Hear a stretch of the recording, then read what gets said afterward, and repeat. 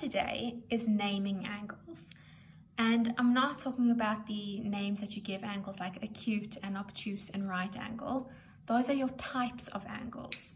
Now we need to figure out the names of angles.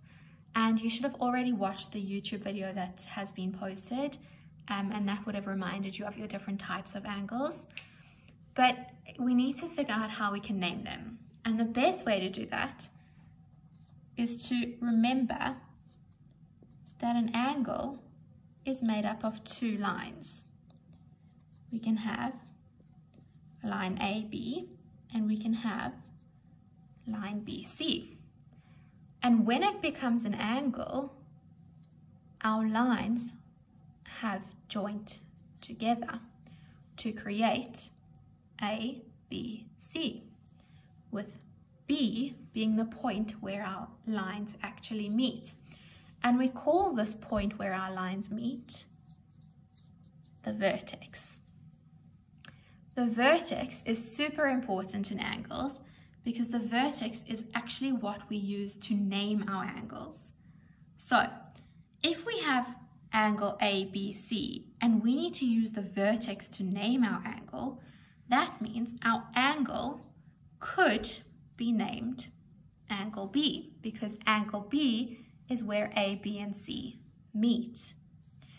However, we have other lines as well. We still have A to B and we still have B to C. That means that we can also name our angle A, B, C, with B still being in the middle because that is where our lines meet. The third option is to name our angle CBA, because B is still in the middle because that is where our two lines meet, and we've used our line for CB and we've used our line for AB. So we have the option angle B, angle ABC, or angle CBA. And that is how you name an angle. All right, let's try a different one. Let's say we have two lines that have met at our vertex. We're going to name these lines QP and QR. Because we have two different lines that have met, we need to identify our vertex, which is at point Q.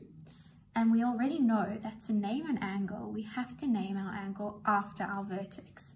So we have three options to name our angle.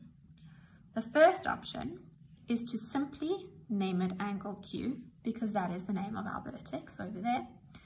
The second option and the third option both require Q to be in the middle, because Q is where the two lines meet to create an angle.